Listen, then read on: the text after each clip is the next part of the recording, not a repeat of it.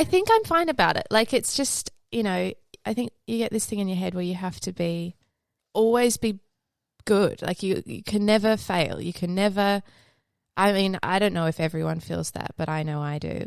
That, you know, I want to be the best at it and I want to always present my best self. And that was something that I didn't, and kind of coming to terms with that and then being able to go and be vulnerable again it's really hard.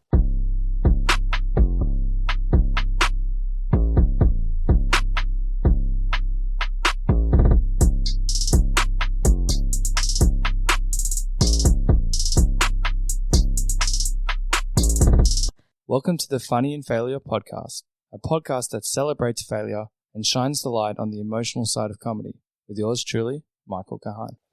My guest today is Alexandra Keddie. She's an actor, writer, cabaret performer who has appeared on ABC's The Dr. Blake Mysteries and Channel 10's Offspring. She's also the co-creator of The Housemate, been on True Story with Hamish and Andy, and created her own shows Hayfever and I, and Meryl Streep, amongst much more. In this podcast, we talk about external gratification, vulnerability, failure, collaborative process, nerves, comparing yourself, auditions, self-awareness, getting back after receiving bad news, trust, self-esteem, and bettering yourself. So thank you so much, Alex, for coming on the podcast. Oh, thank you for having me. I always have a bit of a brain teaser that I like to ask my guests. Okay. I hope you're ready. Yeah, so ready. It's definitely the hardest question in the podcast, and I get a lot of complaints about it afterwards. Okay, cool. But the brain teaser or riddle is, if you're on Tinder, what would your bio say about you?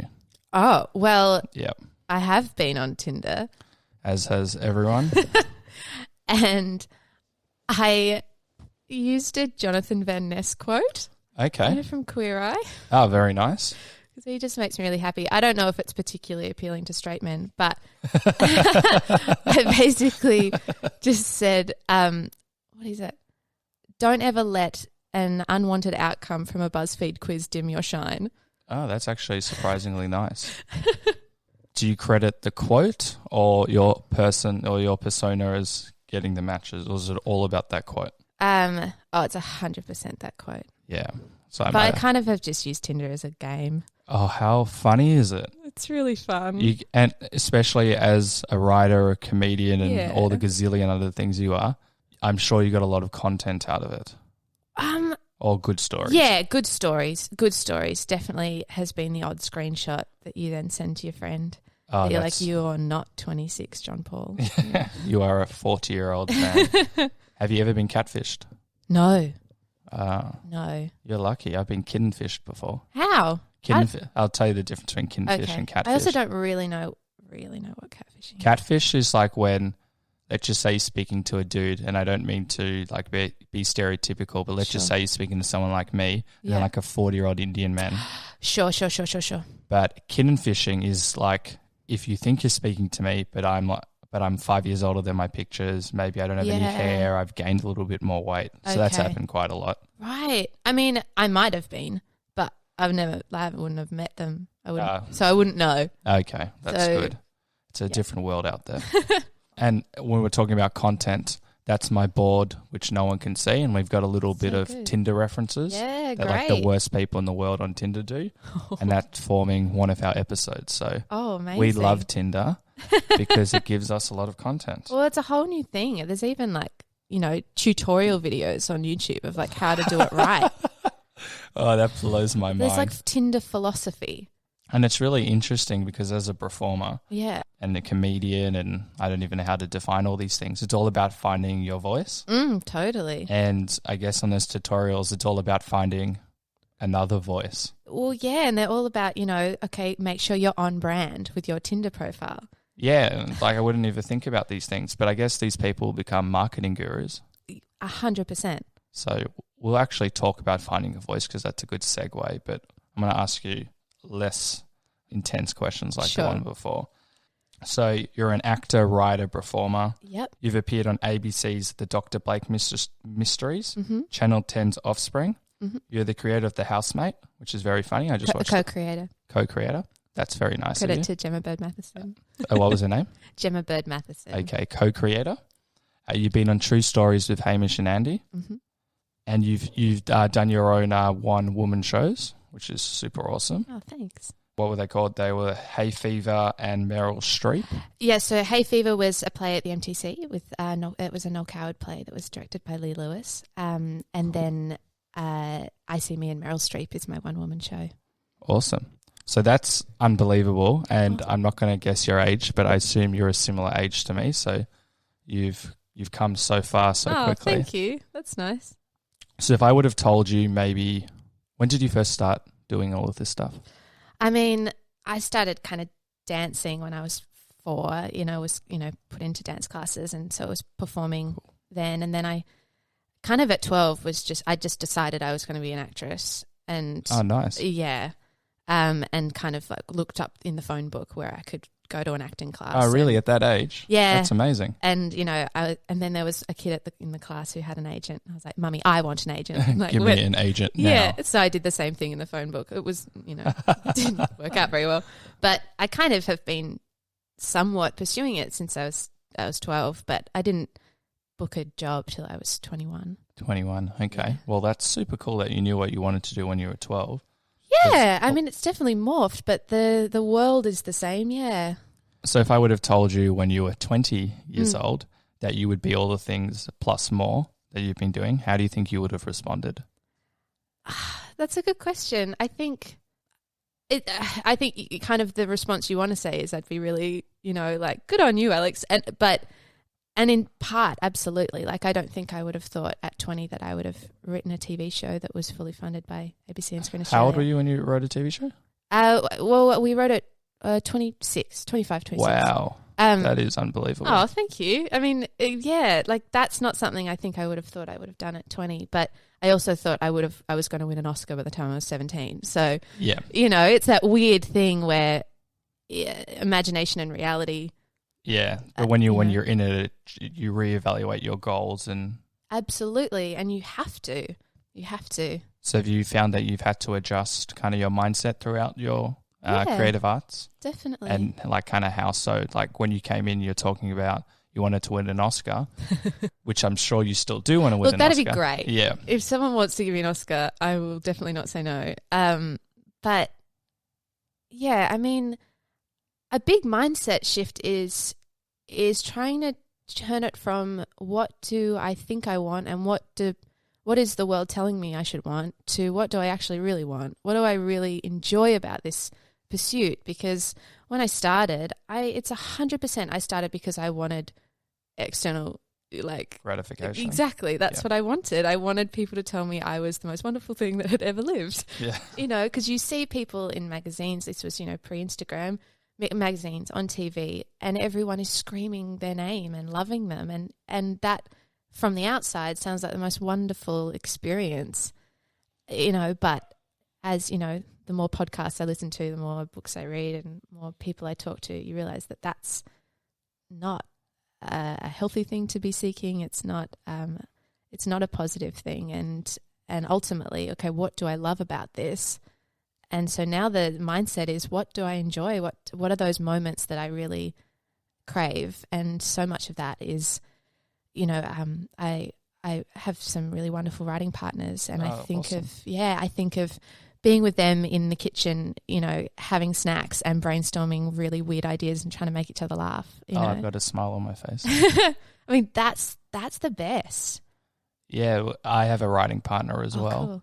And we haven't done anything with it so far besides obviously like laugh along the way. And we're saying if we get the opportunity one day just to write a show, and hopefully we can be financially successful as well. But if we could just write a show where we're laughing, then that's like the best thing in the world. Well, exactly. And I even think of that as an audience member. And I mean, I love being challenged when I watch TV or I watch theatre, and I love The Handmaid's Tale. But as well, when I go to the theatre in particular, like the shows that have resonated the most with me are the ones who've made me, those shows that have made me laugh and made me just full of joy. And like I went and saw, I love Mamma Mia, and because I love ABBA, and I went and saw it last year, and I think it's one of my favorite things I've seen in such a long time. Oh, amazing! So my friend was playing Sophie, and that was so beautiful to see her doing so beautifully, and it's just the most joyous show.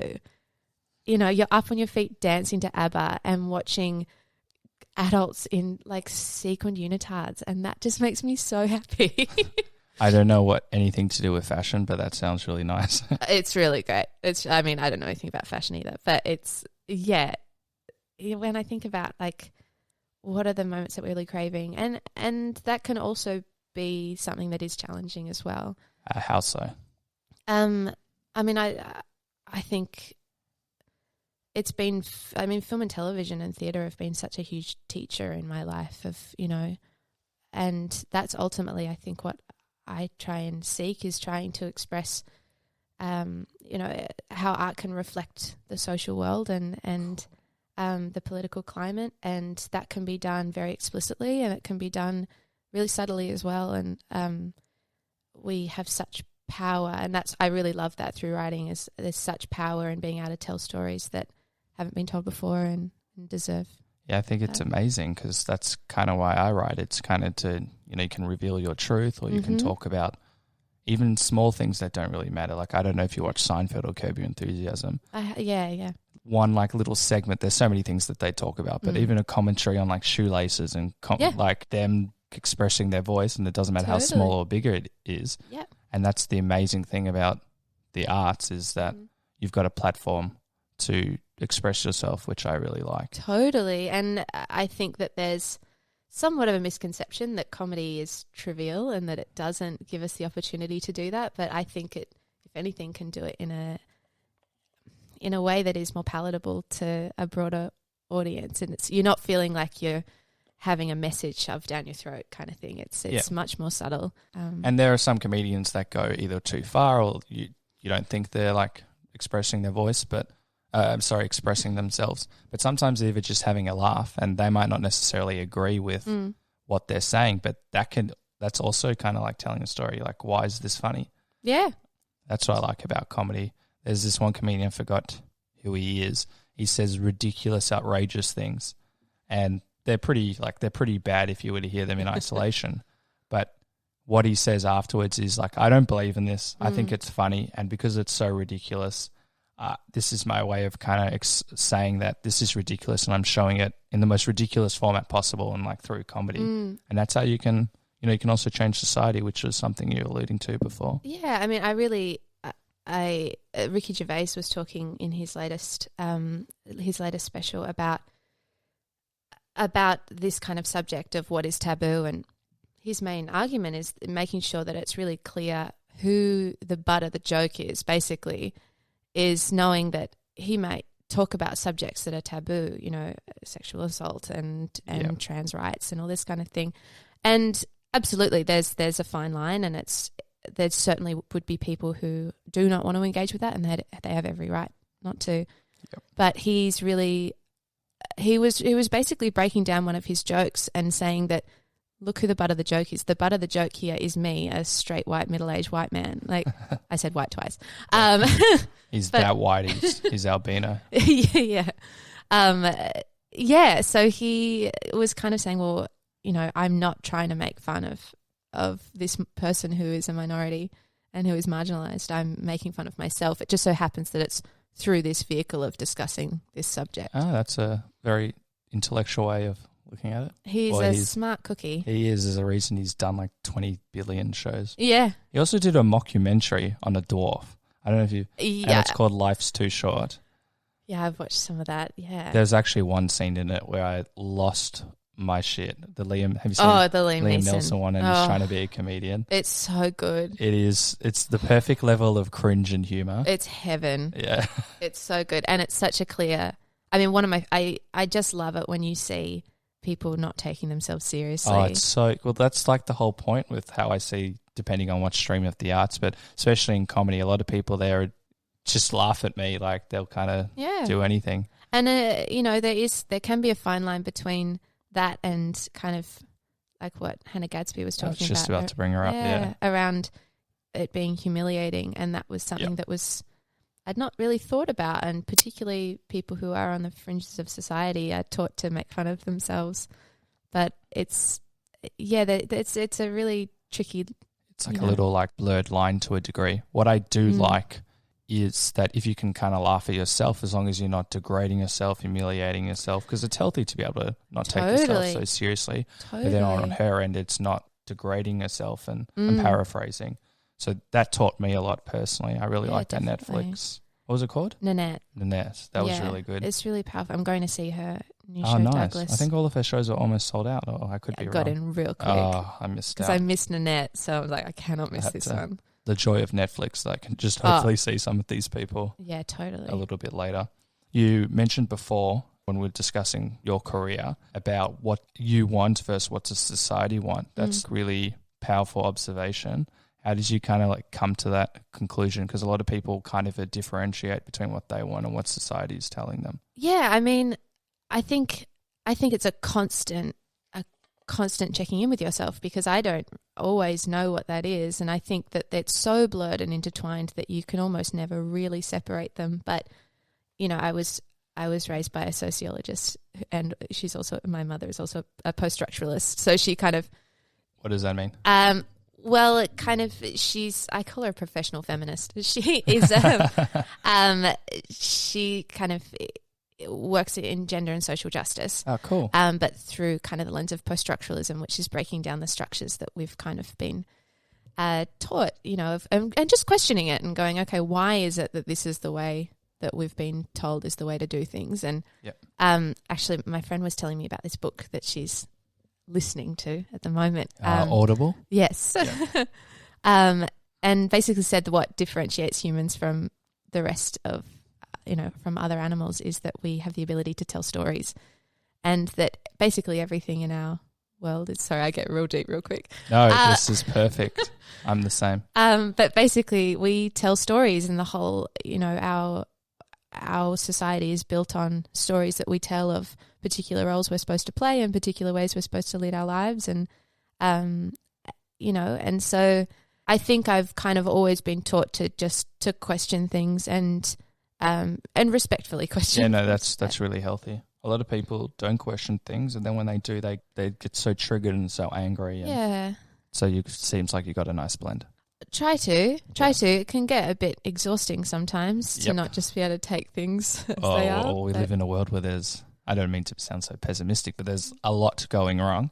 There's also a lot 100%. Going right, but there's a lot going wrong. So. Absolutely, and we're so lucky that, we live in a city in Melbourne. It's, one of the most incredible cities in the world, and we're so privileged. But it's really hard not to. And on a Tuesday morning that we can chill, which is really nice. It's pretty good. Yeah. Pretty good. I got to get up this morning, pat my cat, have a nice cup of tea and some blueberry jam on toast, and just meander over here. It was really very nice. And you got to meet my dog as well. I got to meet your dog. How lovely. Yeah. So was it an easy path for you to do all of these things to get to where you are today? No. I mean, I don't. Well, I guess it's all relative, but I think it is kind of. We're taught really to compare ourselves. Yep, I'm huge on that. Yeah. Comparing myself to others. That's what you're saying. No, I'm just joking. But we're taught to compare ourselves to other people. So, someone might look at the stuff I've done and go, oh, wow, I wish I'd done that. But all I can do is look at like Jennifer Lawrence. Be like, why am I not her? Yeah. Exactly. So it's been a great journey. I think it's been the right journey, nice. And I think that there are so many moments that I look back on that I'm like, if that hadn't happened, then that wouldn't have happened. If I moved to Melbourne when I was 20 from Queensland, in this pursuit of, knowing that there's more opportunity in Melbourne, and I moved here, and I think if I'd come here and I'd been kind of given a lot of acting opportunities and performing opportunities, I would have never come to writing. I mean, I came to writing because I wasn't acting. Okay. Really. I mean, I'd always kind of written in school, but I'd never thought that that's what I would do. It's very interesting from what I heard even from Emily, our mutual friend who's been on the podcast, or by the time this podcast has been on. And she was saying that, acting in Australia is really tough, and you kind of need to be able to do other things because you don't know if you're going to get that call or when you're going to get that call. And she does like a few other things. She also does improv, which I'm sure she doesn't get paid for that, but that keeps her, still creative. She's got her own business. Yeah. And it's nice to have a few things, because this industry is you can't really control. You don't really know what's going to happen. No. And I mean, they all kind of can inform each other. Like, I think I've become a better actor because I've started writing. Oh, nice. I really do. And I now pick up a script and I understand somewhat what the writer's intention is in the moments, and like, oh, that line's there to serve this purpose, and this character's device might be this, and being able to pick up on the style and the tone of the script quicker than I would have before. Yeah. Which do you prefer? Performing, but the non-acting side? Acting or writing? Oh, God. It's kind of like that shoot, bang, marry, get rid of one. I mean, I've been thinking about this lately, and it's weird because I'm kind of in this somewhat of a transition of, I am still pretty new to writing, but I think long term, if I had to pick one, it would probably be writing. Just considering the lifestyle, like in a perfect world, if I could be Meryl Streep, then an actor's life would be heaven, for those kind of 10 people in Hollywood who get to pick, and obviously I've not been there, so I'm sure that they've got their own. Well, you just came back from LA. I did just come back from LA, but I was not filming a multi-million-dollar film.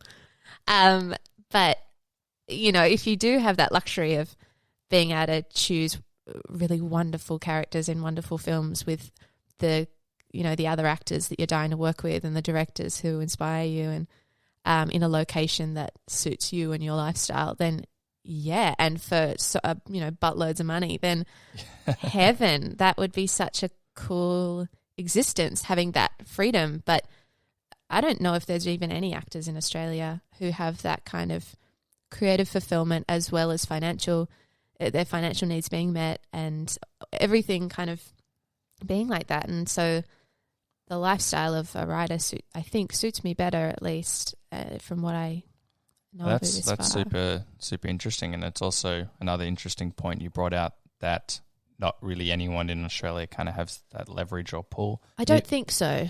Yeah, there might be I wouldn't have a clue. Yeah. I doubt there would be many people. And also in America, there's not that many people. Well, exactly. Even in America, I'm sure they're taking jobs they don't want to take because they need the money. And, even you hear of someone like Reese Witherspoon who started her own production company because she wasn't getting the scripts that the roles that she wanted to play. And you're like, that's Reese Witherspoon. Yeah, someone had to start somewhere. It's what people don't realize is when they're opening their magazines or Instagram, they just see like your Brad Pitt or your Meryl Streep. Meryl Streep's a unicorn, so maybe we won't talk about her. Unicorn.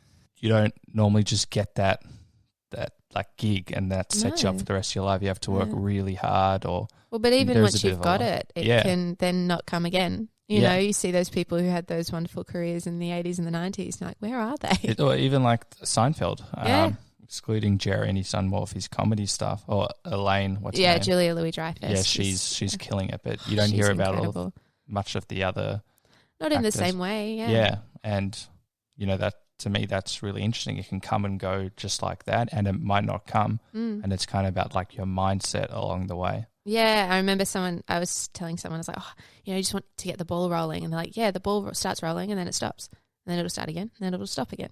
And in between those periods when the ball's stopped, it's very easy to get into a negative mindset. Am I doing the right job? What am I going to do? Yeah. Have you kind of had experiences like that? Oh, totally. All the time. Even when the ball is rolling, it can feel like that. Yeah. Absolutely. I don't think I've ever questioned if this is the right industry for amazing. me. I love that confidence in yourself. Oh, thanks. Have you always had such strong confidence in yourself? I know that's a very loaded word, but to be able to know that you're on the right path, there's very few people that kind of know that. Within reason. Definitely in the last kind of more 5 years or so, I've gone, no, I feel like I'm doing what I should be doing. I feel like this is where my skills most of them can be utilized in one place, particularly since I've started writing and started creating my own stuff. Cool. But there's definitely, desperately wanted to be a musical theatre star when I was, You still can be. Yeah, sure. Sure. Yeah. Maybe when I'm like 75 and I can like sing those really sassy older lady roles, which would be so much fun. Or you could just fake it and, get really good makeup and change your clothing. Yeah, yeah. I mean, there's options. And that was, something that was a shift to have to go, when I realized that was just not the best utilizing of my skills, and having to go, okay, but I know I can perform though. Like I know that there's something about, something there that I have to offer. Where do I put that? How do I translate that? People often talk about like life purposes and what they're kind of here to do. Would you say this is, if you want to say like your mission or your life statement? Oh, yeah, I mean, I'm using very businessy words like an accountant would. That's great. I liked business at school. I didn't. I don't know why I was an accountant. Sorry to all the accountants out there. I'm sure you guys love it. I don't know. I mean, I think so. I think that I'm a product of my training as well. I think you've had a lot of training. I had to look at this 2-page document of everything you've done. Oh, golly. Where was that? I'll show you afterwards. I don't have it on me. Yeah. I mean, I was kind of a training junkie. I haven't done as much of it lately, but total training junkie from when I was, 12. And you've also travelled around the world, I believe. Doing that stuff as well. Yeah. I mean, when I was 15, my mum and I went to London for nearly a year. Wow. Yeah, she was, mum got a job, like a job at a university in London, and I went with her, and I went to a theatre school, and that was incredible and bizarre, and I went and did Atlantic Theatre School in New York a few years ago, which was a 6-week summer intensive, which was amazing. I loved it. Awesome. And what type of stuff did that teach you? It's very hard to summarize 6 weeks in a sentence. I mean, it's a specific technique that they teach that was created by David Mamet and William H. Macy. H. Macy? Yeah, from Shameless and Fargo and and a lot of things. And a lot of things. Yeah, to name a few. But so what did I mean... I put you on the spot. Sometimes these things are the hardest to answer. Yeah, totally. They're in the same bracket as the Tinder question. Absolutely. Yep. I did it. I mean, I think I really solidified that I loved doing it. It was a big kick up the butt, I think. Okay. How so? There was the discipline that they had there was pretty. It was different to what I'd experienced before. They were very strict about. They closed the door at 9:00, and if you were on the other side of it, you didn't come in. And if you missed 2 classes, you were out of the course. There was a lot of strictness around that. And when you're in the room, you're not looking over your lines. You're not looking at your phone. You are giving all of your attention to the people who are performing because and put in the work. And they would ask you a lot. I remember one of the teachers who is just, I love her, name's Anya Safer. That's like such a good. Kind of like a nice fragrant name as well. Isn't it? Yeah. And I swear she's reached enlightenment. She's heaven. And I remember telling her there was a couple that got up and did a scene, and she kind of at the end was like, "Do you want to be an actor?" She said that to you? This was to one of the other people. Oh, okay. But was it, do you want to be an actor? And they're like, "Yeah." And she's like, "Great. Well, you got to do the work." It's kind of clear to me that you haven't. And if you don't want to be an actor, that's totally fine. No one's making you. If you don't want to do this scene to the best of your ability, that's fine. You can sit down and you can watch. But if you want to be up here right now, you've got to put in the work and you've got to show that you're dedicated. That's fantastic. Yeah, it was really, so I'm kind of, watching by and, you can't just coast. You can't just, You can't just get up there and kind of wing it. It's like with life. I really like, as we talk about in kinesiology, the difference between kinesiology and, say, your other, Western, or even though it is half Western, half Eastern, it's all about you got to do the work. Yeah.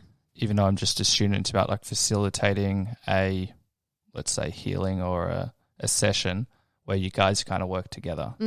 As in, we can help you, but if you're not going to maybe say like take your medication, for example, you're not going to let's say, do exercise. Yeah. We can only help you as much as you want to help yourself. Absolutely. And what I find really strange in this world is everyone kind of wants to take that quick fix, that little pill. And people kind of outsource all of their health and a lot of their problems, including the emotional problems. Yeah. And it doesn't work like that. You're in charge of yourself. Yeah. We can do a lot more than we think we can. Yes, we do need like the doctors or your physios to kind of help us, but if the more we're empowered, the less we kind of need that stuff in a really short. Totally. And I think, I've been thinking about that kind of concept a lot, really, is cool. I think that we're kind of, we're taught, I think about coming to some kind of arrival point in our lives of like, now I have reached health. Now I have reached financial success. Now I have reached notoriety, whatever it might be. Okay, now I am married now.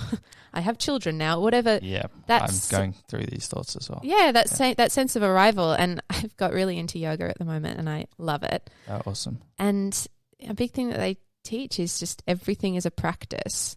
Yep. Everything is a practice. There's no such thing as arriving at something. All of these things that we're seeking are a constant daily, not struggle, but just practice. Practice, yeah. You don't just pick up the microphone and become the world's best singer. Totally. People work at it. Yeah. And it's the same as in health. It's the same as in performing, creative arts. Well, and I think of it in the context of performing or writing or, the pursuits that I'm pursuing. If you have that mindset of, okay, I've arrived or I need to arrive, if you then come to that place of, okay, cool, I've arrived now, and then something goes wrong, you do an audition that's not very good, you write a script that gets, totally trashed, whatever, that somehow you have not arrived anymore. Rather than going, okay, cool, I never kind of arrived anywhere. I created something that was successful and did really well and was received in a particular way, and now I've done something that wasn't quite that, but I'm always on a path of growing, and it's, you know what I mean? I fully know what you mean, and that's the whole point. We've got, let's say, 80 to 100 years in our life. You don't just become like a master of it straight away. You have to work at it. Life's a journey, not like a short sprint, which I say in every podcast, and people are probably going to get upset. The context is, one of the comedians said that comedy is not a short sprint, it's a marathon. Totally. You don't just pick up the pen and become like a guru. And it's also interesting when people say they've kind of arrived, that's how they define themselves. So if they define themselves as the world's best writer, for example, and then they don't get picked up, then their whole world potentially could go crashing down. Absolutely. If you've kind of defined yourself as, cool, I have succeeded now, and then something goes wrong, it feels like you feel like a fraud. You feel you might question the people who've judged you, or you might deeply question yourself, or both, or and it can manifest in so many different ways. But it can be hugely, it can be a really huge thing to have to deal with.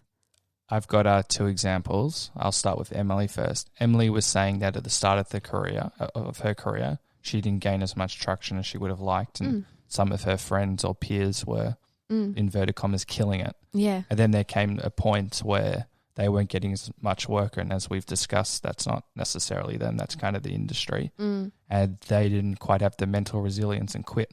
Whereas Emily, because earlier on in her career, she was used to that, and that's kind of what's making her thrive. Totally. I had another friend recently, and I'm going to have to be very careful what I say because I'm not allowed to talk about a lot of it because he signed contracts and stuff. Sure. But he is an exceptional achiever in the business world. Top ATAR scores, top business fields, and he wanted to go and work in this area in business, and he was working very hard. He was working full-time and then plus studying full-time to kind of get into these new corporate jobs, and he got rejected from a few. He said to me, he goes, I know your podcast is about failure and stuff, and this was just actually 2 days ago. He goes, but I've never failed. And he didn't mean that in an arrogant way. He's just such a great achiever, and he's very self-aware, and he said he really struggled for those few days. He just didn't really know. Yeah. Oh, well, golly, he then got a job shortly after. Oh, right. But just in the context of that is that he kind of, I'm maybe paraphrasing, he never failed. And then he finally experienced it at the age of mid-20s. Don't want to reveal too much. Yeah. And he just didn't really know how to cope. And I mentioned to him, he said his mum said to him, don't worry, it'll be okay. And his response was, I kind of want her to say it won't be okay. And I told him, which is completely normal, that when you're in those like headspaces, you're having a tantrum, because that's what it is. And it's okay to have a tantrum. It's healthy. You're not happy, cry it out, scream it out. Definitely. As long as you're not being abusive to anyone, get it out of your system. But that's really healthy in society. I've seen with particularly young girls. It happens with guys as well. The parents will say, don't cry, that's not like very womanly like, and that's really unhealthy. And if you want to cry it out. Do it. It's really healthy. Yeah, you've got to feel your feelings. I say it to the kids I look after because I nanny. Does that make you upset? That's okay. You can be upset. Oh, nice. That's fine. Go for it. You should be their new parents. I'm sure the parents are great. They're good parents. Yeah. But yeah, you got to feel your feelings, absolutely. But I think of failure does build such resilience and builds character. That which doesn't kill you makes you stronger. Yeah, that whole. It's true if you let it. If you choose to kind of learn from it and grow from it, it's huge. And that would be a really full on thing to have never really failed till your mid-20s. It would be enormous. I mean, I can't, I remember I was 8 years old and I forgot my dance on stage in front of 300 people, and I just ran off crying. And it was devastating.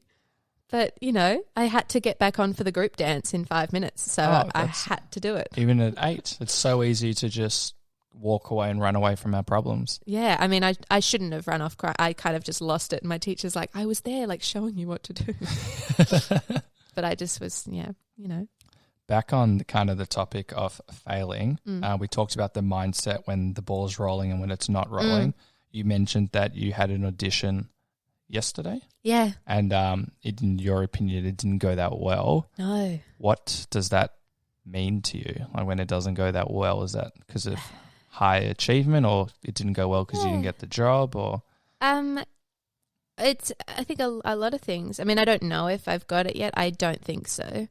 But I didn't really want to do it to begin with. I got the brief and was just like, this doesn't excite me, but we're kind of taught to, got to take every opportunity. And it was good money as well. It's really good money. I was sometimes there is that, the money versus... Yes. Yeah, absolutely. But it was something that I was kind of only doing it for the purpose of the money. And actually the idea of doing the job, the full day shoot was not exciting. And there's a lot of guilt around that because, 18-year-old Alex would have been like, oh, but it's an acting job. How exciting and how wonderful. And that's absolutely true. But when that was the way I was walking into the room, that's not ideal. And it's very rare that you go into a room and you audition. It's not common. There's at least for me, it's not. And I don't think for many people, we do so many self-tests now that where it's going into a room, it can be really daunting when it's not regular practice, and every audition is different. But yeah, it was a thing at the end of it that I knew it hadn't gone very well. I was forgetting my lines, and afterwards I was like, oh, how am I going to, what does this mean? Why, I thought I kind of had dealt with this and was fine in a room and could calm my nerves and could, just trying to figure out what to kind of learn from that. Sometimes it's one step back, 2 steps forward? Yeah, I guess so. Yeah. I mean, I think I just learned that it was you're going to stuff up sometimes. Yeah. You're not always going to be perfect. And I kind of, in that whole, with the framework of the arrival point, it was the same thing. I was like, oh, well, I thought I'd got to that place where I could just do it. I could do an audition and at least be good. And that's not necessarily the case. And sometimes it's not going to always go well. And, like we've talked about before, is that it's about doing that and having the courage and the vulnerability having the courage to go out there and be vulnerable again. And it's so silly, but that's something I've been watching a lot of RuPaul's Drag Race, and I see these incredible people getting up there. They've kind of, it's such a silly analogy, but like they do these challenges and they have to be so strong and so fierce and ultimately very vulnerable. And then they kind of get beaten down and told that their outfit is no good and that they didn't slay and all this kind of stuff. Didn't slay. And they get told that, and then they have to lip sync for their life at the end of the episode. So the bottom two, the people who have kind of not proven themselves, have to lip sync for their life, which is such a huge performative experience for them to whip that out. And I keep thinking of me in that position where I'm like, would I be just so defeated that I'd be this little shell of a person feeling sorry for themselves? And I see these women kind of just presenting this incredibly fierce persona. I'm like, that is so inspiring. But to answer your question, I think you would, because as we were saying before, in this industry in creative arts, you fail more than you succeed. Totally. So you get back up. Each time that it doesn't go to plan, you get back up, and you've been doing that your whole career. Yeah, I guess which so. is that's awesome to me. Yeah, you kind of have to, but it's definitely challenging, and I think that it in some way is more challenging as you get older. How so? I think you build up more of a sense of self, and I mean, vulnerability is so challenging. Really challenging, and you're sorry, and you're putting yourself out there to be critiqued and judged, and that's a hugely confronting thing to do when, and I think when you're kind of 18 and you don't really know who you are and what you're doing, and I think it's somewhat easier in a way because you do trust what other people are saying more and you do take it in more, whereas I don't know, I find sometimes I'm like, well, who are you to tell me? No, but that's actually not a negative thing, especially in writing or acting. If you would have sent, pardon me, you're right, let's say The Housemate. I've only seen one episode, but it looked hilarious. Oh, thank you. If you were to send that to everyone, there might be more people that don't like it than they do. And you don't want, too many chefs in the kitchen? You kind of want... You want to be able to take on that negative feedback and be able to discern which is real and which is not real. Absolutely. There's definitely a lot of good that comes from having certainty in your work. Absolutely. Because, you do get to that place where you don't need a casting director or a director or a producer to decide whether you're a good performer or not. Because you know it? Yeah. Well, there'll be times when I'm like, I know that maybe not necessarily yesterday because I didn't present, but in the scheme of things. Grand scheme of things, it's much easier to go, oh, well, I wasn't right for that. That's why I didn't get it. Or it wasn't a good fit. Oh, awesome. And that's okay. It's not always going to be that. Do you find now, we're talking about esteem, does it hurt your esteem more or less the longer that you've gone on when you're perhaps not getting a role? Definitely less. Yeah. Oh, amazing. Yeah, definitely. And earlier, we're going to do the whole comparing thing. Yeah. We're going to compare with yourself. Earlier on, how do you think you would have responded to perhaps even that audition yesterday? Oh, I would have been really devastated. Yeah. I think. And I really would have, that's when I think I would have questioned my ability and, and gone, maybe I'm someone who isn't good with their lines or does get nervous or all these, you really question who you are, I think, or at least I would have then, whereas now I'm better at questioning the situation and understanding how I can learn from that situation rather than digging at myself and going, I'm not this, going, well, in that situation and in that context, sure, I wasn't completely confident and I did get nervous and that meant this, and next time I can learn from that and choose how to make it a better outcome or but I also know that it'll probably happen again. Yeah. But how do you kind of put that into perspective? Like you're talking, what I mean by perspective, you're able to look at it and go, I learned I'm sure earlier on when things aren't going to the plan, you might not be able to have such a cool head on your shoulders. Yeah. I mean, because I think it's, you're younger, you're still trying to figure yourself out, and I'm still doing that now. I'm not, I'm in my 20s still, and But definitely because I've been doing this now for about 10 years. It's in your 20s. Wow, awesome. I didn't do anything else. No, that's super cool. I didn't do any kind of, accounting. Backpacking. Or accounting, I did no accounting, and I did no backpacking through Southeast Asia or anything.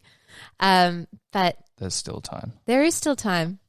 But yeah, I think it's so much about, do you question your whole ability or do you question the situation? And back then it was definitely, I would question my abilities. Whereas now I'm like, I know I those abilities are there, and, this is what I can do to ensure that I can present my best self.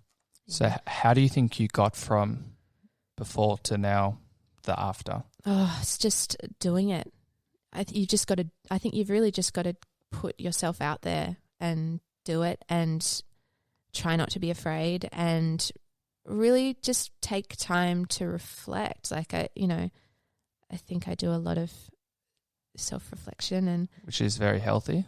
And I'm not saying you do this. There's a lot of people do that as well, and they reflect too much and they can be in their head. So it's about finding that healthy balance. I've definitely done that. Absolutely. Yeah, I'm the same. Absolutely. But and that's then comes from the self-reflection is going, I'm realizing I'm reflecting too much. But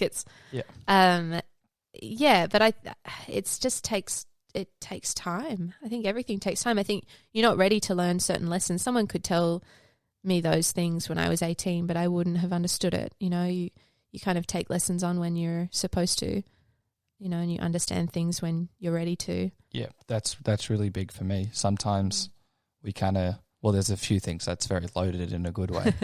Sometimes if we're not being that self-aware, we can get ourselves in the same situation over and over. And we go, why does this keep on happening to me? But then when you can kind of sit back and realize what's going on, those situations, either they don't happen or they do, but they're no longer a stress. Yeah, absolutely. And we got to know that I know that every situation I've been in, I'm the constant. I'm the one that's always been there. The situations might have been different, but I'm the one that's always there. So if things keep recurring, doesn't mean I'm necessarily at fault, but there's actions I'm taking that are making those things happen multiple times. I love that. And I think of that with, now you hear people, I've said it, how come this kind of person is always coming into my life? How come this situation keeps happening where I get taken advantage of by this type of person? I must be doing something. Yeah, it kind of takes two to tango. It does. And a lot of people go into victim roles. Well, yeah, and I don't think that is about blaming yourself. That's a different thing, but it's understanding how in the future you can stop that from happening. And I think that can be applied in lots of contexts, and being aware of whether it is the context of an audition of going, okay, I know that in this situation I get petrified by the casting director or whatever because I'm giving them my power.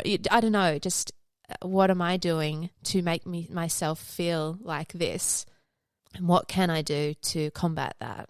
That was awesome. There are a few things that I want to say, so I've just had to write them down. You talked about having kind of like that confidence to like get back on and keep on, applying and doing your own thing. A lot of people, everyone to some degree has some form of anxiety in this world. What would you kind of say to those people that, maybe struggle with their self-confidence and like they want to kind of do performing, but they just don't have that confidence within? I think it's a big thing to know that everyone, even performer, the most confident performer, has that feeling. I don't know. You do hear of either some well-known actors who get so nervous, and they even vomit before a scene. Yeah, absolutely. And I always deal with like incredible nerves, really huge nerves, particularly before a live performance, but auditions and anything that's a high-stress situation. But I think so much of it has to come back to what do you actually love about this moment? What do you love about it? What are you looking to achieve? and trying to flip your mindset and positive self-talk and all that kind of thing. And I tried to do a shift with something like auditioning, rather than going in there and going, I hope they like me. Yep. Please like me, to shifting it to, I'm so excited to share with you. Oh, that's awesome. What I've practiced. How did you learn that? I don't know. I kind of thought about like 4-year-old Alex, who was cool. Like totally unafraid and such, like there's videos of me as a kid and I'm just like so. I think I saw one on YouTube. Probably. Like I used it as some promo footage for one of my shows. Awesome. But like just really confident and just would be like, Mummy, look at me, like was just like my mantra. And I was like, what's that kid doing? Well, that kid was, and I remember just, I would make up a dance in my room and just be so excited to show my parents. Cool. And I'm like, it's not that different. Really, I've gone away and learned a scene in my bedroom and now I'm going to go show it to someone in some like weird office space. It's the same thing. I'm really excited to share with you what I've prepared and being proud of your work and proud of what you've done, you know, and I think we've got to take moments to be proud of ourselves. 100%, because it's very easy if someone just walked in now and go, so what do you do? And then you say what you've done, and what I think you've done is awesome. Then maybe like, have you been in a massive like $200 million blockbuster? Yeah. And it sounds like you'd be like, no, but you know, I've actually done this. And yeah, and not just being proud of ourselves for those big tick moments. Like yes, huge. It's either the small, it's really important to be proud of yourself that you went to that audition that you failed at. You still did it. And you got the audition. Like you got the audition, you went there and you did it.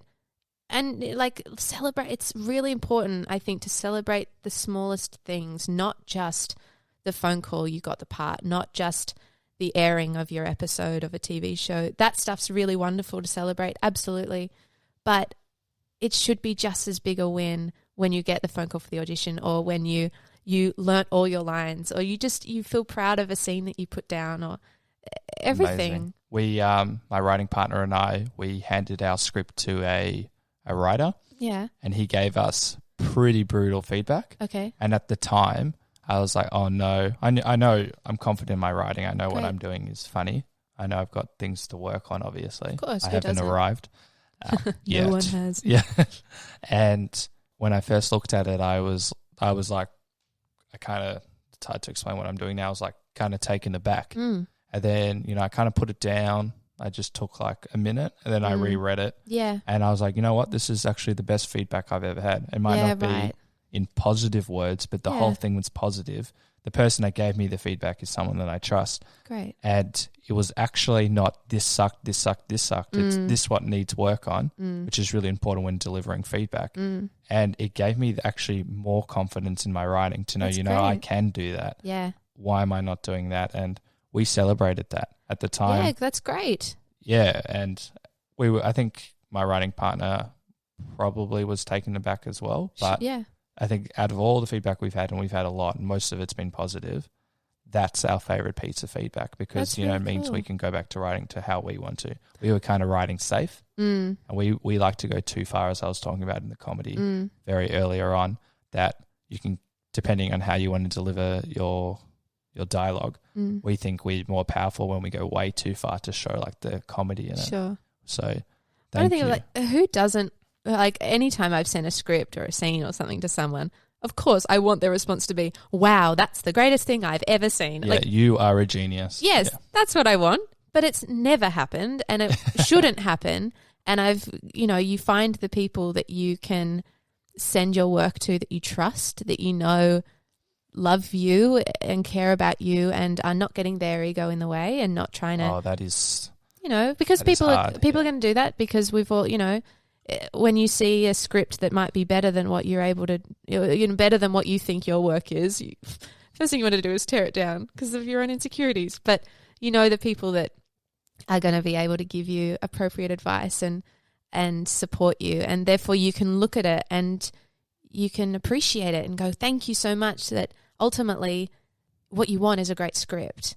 Yeah, sorry for cutting off. My writing partner and I, even though, we're writing it together, if we ever disagree on something, we go back to I guess our like intention is what's best for the script, not what's best for ourselves. Like Absolutely. we both want to play this one role, and we're trying to put our egos aside. And also that's so far ahead. Like the script's just being written, and we go, what is best for the show? And we don't fight or argue because that's like it's bigger than us. That's kind of how I see everything I do. Totally. And sometimes it's okay to have a third person Yeah.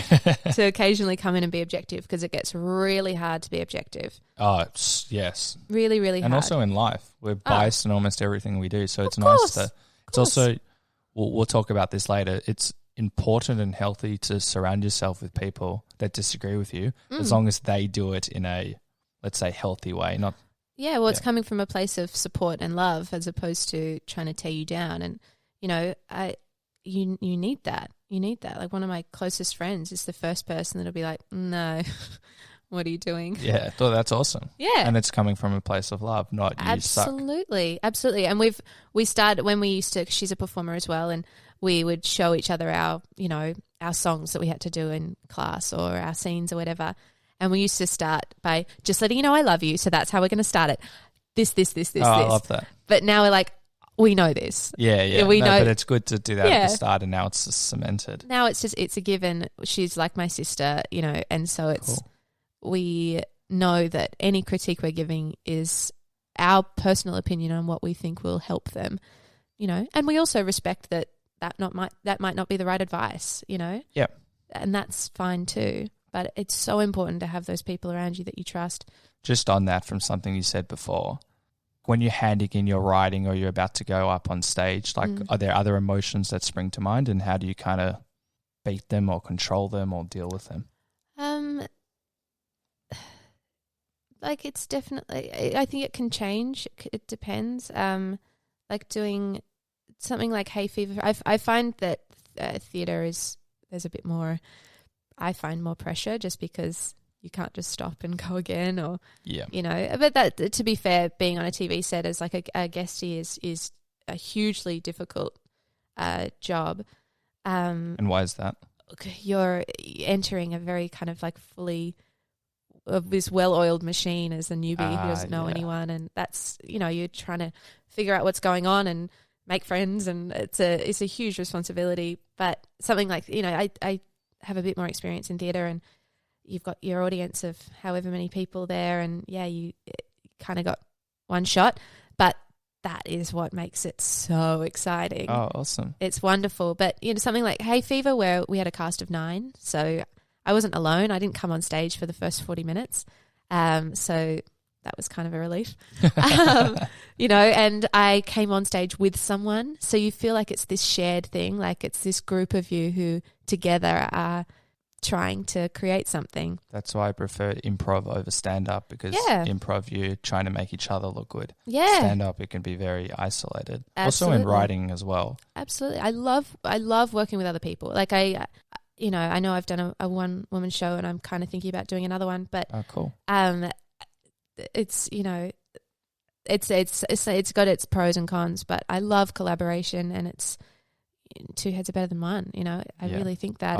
Awesome. Yeah, so I mean, going on stage for the Meryl show was terrifying but exciting, and I had to just remind myself that I'd worked really hard, and that, you know, it was a good show, and people were going to have a good time. And after doing it, I've done it 4 different times now, and especially after the first one, I knew that people enjoyed themselves. I was like, I know that at the end of this show, people have a smile on their face and they've had a good time. And ultimately, that's so rewarding for me, is to know that an hour of me on stage is making people happy. Oh, that's awesome. That's amazing. Mostly I'm going to attribute that to ABBA, but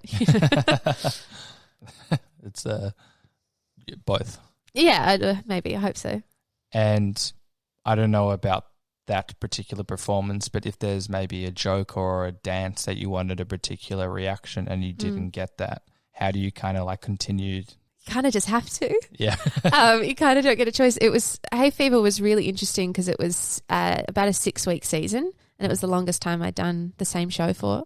And it's a comedy, and the first scene that I did, we it was this scene of basically of awkward silences. It's basically what the whole scene was for about 5-10 minutes. Oh wow, cool. Of these different my line, your line, awkward silence, and that was usually when we'd get a laugh. And some nights we just didn't, and it was really strange. And you can't stop. You can't turn to them and go laugh. But this bit was funny. Yeah, but you kind of just got to go with it and got to know that, okay, maybe comedy is really interesting because it's not like drama where you don't really know. You can kind of tell, but you don't really know. With comedy, you know if they've laughed or not. You can hear it. But sometimes audiences are quieter, and I've had one time with one of my Meryl performances, people just weren't really laughing, and at the end, people were like, "Oh, that was so funny." Like, what? Why weren't you laughing then? That bit was super serious. Yeah, but people kind of they respond in a way that people respond differently, and you kind of just have to keep going, I guess. But you kind of take a deep breath and just push forward, and I think your performance does alter based on the audience. I think you got to be. I don't think a comedy in theatre can really know what it is until you've got your audience. It's like you've rehearsed without a character. Really, they're another character, and so particularly with Meryl, where I had more control because it was just me. My performance would change depending on the audience, and I would have to be really aware of what they were giving me and know, okay, this audience love it when I'm really hammy and when I'm really over the top and do the physical stuff. They're loving it. Oh, this audience, not so much. There's parts of my show that are much darker and more solemn, and I think they're really going to respond to that, and they would. And so the show would alter because of them, and I'd have people come a few different nights and go, oh, it was like a totally different show.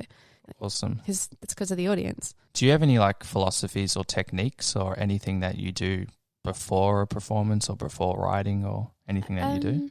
I do like to meditate. Cool. I noticed with something like Hayfever was a great way to test out what worked. And I found that kind of being in my phone and being in Silla didn't help at all. But those days that I would be having a really great conversation or we'd all be chatting and laughing and, that made a huge difference. And I was like, oh, this is putting me in a good headspace. And there's this interview with Emma Thompson. I love Emma Thompson. And she said the advice she got once was to imagine that while you're on stage, imagine that your dressing room's on fire. It's better than the underwear thing because that would. That's so dumb. I was like, why? That could, depending on the person, that could distract you, or it could really distract you. Or I'd just be like, why are you in your underwear? You're at the theatre. What are you doing? Get your clothes on. Yeah. But that would not make me feel better. But this idea of kind of not being too focused on remembering your lines or too focused on each moment is just trying to relax. I mean, my pianist that I had that has performed with me for Meryl most of the time, he would take me through just basically like a yoga sequence before every show, and we would just have a chat, and that was wonderful. Oh, that's awesome. Yeah, I don't have any specific mantras, but you were also saying before about loving yourself and realizing how excited you are to be doing all the stuff that you're doing, and that's amazing. And then plus you've added all this other gold. So and not forgetting I remember just being behind the curtain about to go out for the Meryl show, and I would know that there were 50 people in this small space that had all come to see me, and rather than letting that be oh God, I hope that they like me and they like it and they like this experience, going, how lucky am I that all of these people have come out, taken time out of their day, taken money out of their wallets to come and support me? How lucky. That's such a special thing, and just being so grateful for that. That's amazing. And that puts you in I think that it puts me in a positive headspace to be able to share and be vulnerable is when I feel gratitude. So with vulnerability, it's, you're performing, you're sharing. Are you able to do that outside of the stage? Yeah, I think so. Oh, awesome. I mean, yeah, I'm an extrovert. And In what context do you? Because a lot of people can kind of go up on stage and play a character. Sure. And people would say that they're being vulnerable, but sometimes they're like literally playing a character and they're not revealing their inner self. And it's easy to kind of distance yourself on stage. Then in the real world, in inverted commas, sharing with people could be really hard, and not wanting to talk about some of the negative stuff, or that I didn't get that audition. Sure. Does that help clarify it? Yeah, definitely. Yeah. I mean, I'm pretty much an open book, and I don't ever stop talking. So I'm not, I think it's, I'm a big talker, and I know that my best performance comes from authenticity, even if it is a character. And most of my Meryl show is me playing her characters, which are often huge, but they're all from a place of authenticity and a place within me, and just putting on a funny voice, really. But it's all real. It's all you. Yeah. And, and I mean, I think we've got to be discerning as to who you're vulnerable with. 100%. You can't just go up to that creepy person at the party and decide to, tell them everything. And, but I've got such a wonderful support network and beautiful friends and a wonderful family that I can talk to and share with. And you have to. And that especially, I think this industry can be so isolating, and you can feel very alone a lot of the time. And as soon as you share with people like Emily Joy, who's one of my closest friends. She's so awesome. She's wonderful, and we have so many conversations about the trials and the tribulations, and you don't feel alone anymore, and you're like, oh, there's a whole bunch of us who are feeling the same thing and struggling with the same stuff. And that's why like this podcast is such a great idea, is you do get to learn that people are going through this. Yeah, everyone's going through something, and by something, a lot of things. Yeah, and I think that helps you be vulnerable. It helps you go out there and put yourself out there as a performer, as a writer, as a creative. Helps you. Do you now feel comfortable being uncomfortable when you're performing? Yeah, I think so. Oh, awesome.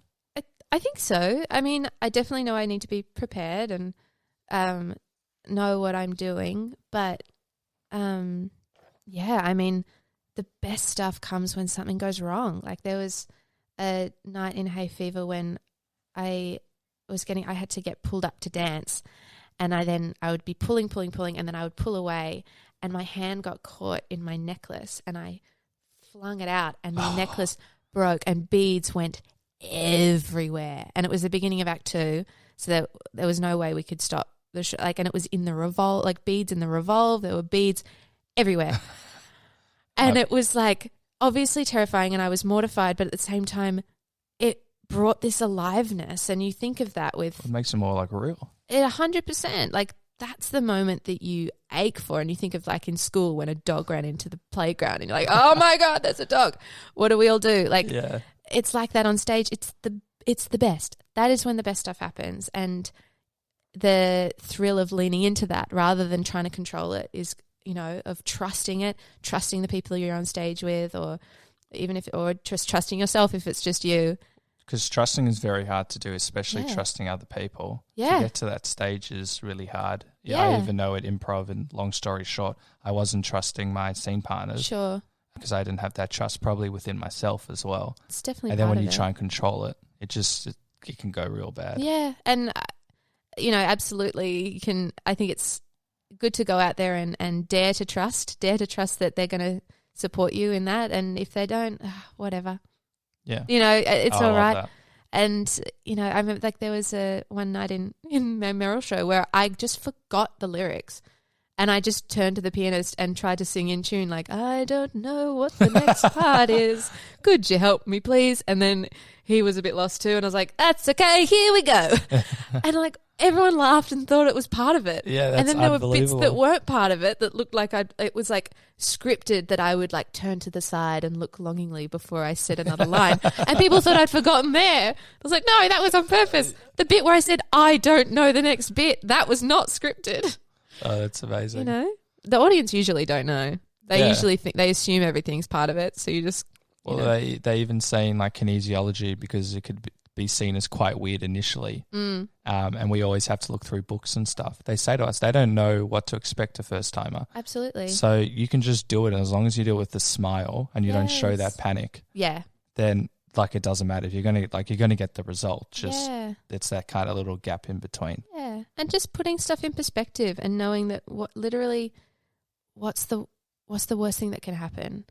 You know, even if you did have to stop the show, even if you did have which could be, you know, in the moment feel like the end of the world. The worst thing ever, yeah. It really could. It does feel like that, you know. We figure it out. We're resilient beings. We're very resourceful. You can manage it, and you know, I think as long as your intent is good, you kind of just got to rely on that and breathe through it. No, I love that. Especially breathe. A lot of people hold it in and don't breathe. Yeah, breathing is just, it sounds so simple, but oh my God, it's everything. We just when you breathe stuff out, that changes your whole world. Everything. I know I've been doing pranayama for the last 3 years now. Oh, amazing. And my God, I was like, I know how to breathe. I don't know how to breathe still. Nah, yeah. Totally. Is there any advice you'd like to give to young aspiring performers, comedians, anyone like willing to try something new or they're actually in the field? Yeah, I mean, I kind of feel fraudulent sometimes. Yeah. But I think just do it. Really, like there's a Tina Fey thing where she's like, you can't kind of wait till you think you're ready because you never will be. Yep. You're never going to be ready. So go out there, just be like, my cousin said it to me and she's like, just don't wait too long to be bold.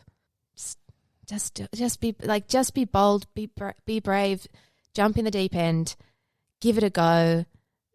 As long as you're doing it from a place of love and excitement and the desire to learn and grow, I don't think you can go wrong. And just be really proud of yourself for doing that and forgive yourself if it doesn't go how you thought. You know, that's really important, forgiveness, because and that's a whole nother topic. Yeah, I could talk for hours on that concept of, you know, and I even think of that audition yesterday, and I had to really still kind of doing it because it was, you know, 24 hours ago. But you know, just forgive yourself. That's okay. You can forgive yourself for not doing what you thought you would, and move forward. Awesome. That is super powerful. If you could go back into a time when you were first starting out, what advice would you give yourself? And would it be the same advice that you just gave everyone else? I think, I don't know if it's advice, but it probably is. I do think I would have said, you're not in a rush. Yes. You're not in a rush. And I still feel like I'm in a rush, but you can take that year off and go traveling. You can go find those life experiences because, you know, I know in high school when you kind of I auditioned for all those drama schools and all of them were kind of like, you know, you got to go get life experience. I was like, what are you talking about? I've had life experience. My parents are divorced. I know everything. Shut up, Alex. But like that was definitely something you don't know what life experience is till you kind of have it. And I'm sure there's so many life experiences I'm going to have in the future that will make this Alex, you know, cringe. But but I definitely like that is your whole, I'm trying to phrase this articulately, but you're not in a rush to succeed, to tick those boxes, that every part of your life is just as important as your career. Yeah. You know, and just find those moments of joy and don't feel like you have to do this thing now.